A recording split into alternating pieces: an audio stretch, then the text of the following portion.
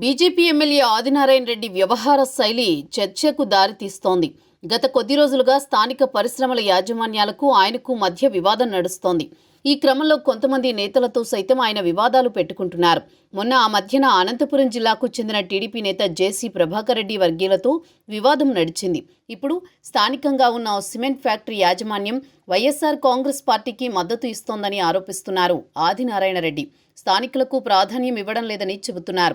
గత కొద్ది రోజులుగా ఆ ఫ్యాక్టరీ ఉత్పత్తులకు సంబంధించి ముడిసరుకుల రవాణాను ఆదినారాయణ రెడ్డి వర్గీయులు అడ్డుకుంటున్నారన్న ఆరోపణలున్నాయి. ఈ నేపథ్యంలో ఆదినారాయణ రెడ్డి ఈ విషయంపై స్పందించారు.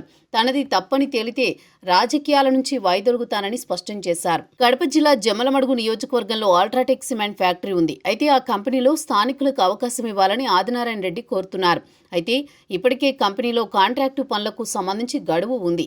కానీ దానితో సంబంధం లేకుండా తన వర్గీయులను పనులు కేటాయించాల్సిందేనని ఆయన తేల్చి చెబుతున్నారు.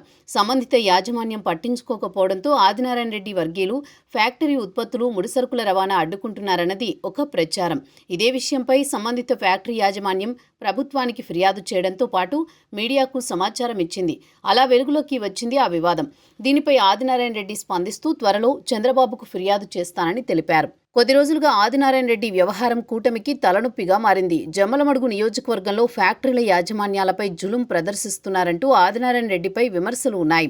సిమెంట్ ఫ్యాక్టరీలకు అవసరమైన ముడిసరుకు సరఫరా కాంట్రాక్టులతో పాటుగా అన్ని రకాల కాంట్రాక్టులు తనవారికే ఇవ్వాలని ఆదినారాయణ రెడ్డి డిమాండ్ చేస్తున్నట్లు ఆరోపణలు వస్తున్నాయి.